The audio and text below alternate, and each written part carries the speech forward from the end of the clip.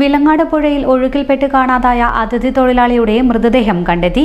4ാം ദിവസത്തെ തിരച്ചിലിലാണ് UP സ്വദേശി നിഗം കുമാറിന്റെ മൃതദേഹം ഗ്യാസ് ഗോഡൌണിന് സമീപം മരത്തിനടിയിൽ തങ്ങിയ നിലയിൽ കണ്ടെത്തിയത്. വിവിധ സംഘങ്ങളായി തിരിഞ്ഞാണ് തിരച്ചിൽ നടന്നത്. 4ാം ദിവസം ഡോഗ് സ്ക്വാഡിന്റെയും സഹായത്തോടെയാണ് തിരച്ചിൽ നടത്തിയത്. ഞായറാഴ്ച വൈകുന്നേരമാണ് മലവെള്ളപ്പാച്ചിലിൽ നിഗം പുഴയിൽ ഒഴുക്കിൽപ്പെട്ടത്. കൂടെയുണ്ടായിരുന്നവർ അത്ഭുതകരമായി രക്ഷപ്പെടുകയായിരുന്നു. വിലങ്ങാട് പുഴയുടെ ഭാഗമായ കൂളിക്കാവിലാണ് അപകടമുണ്ടായത്.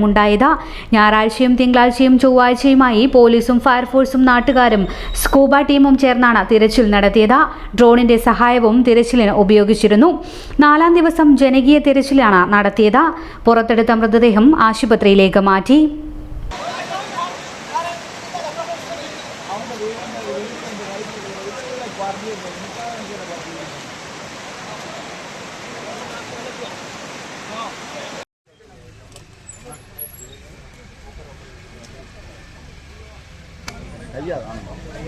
ചാനലിലേക്ക് പോന്ന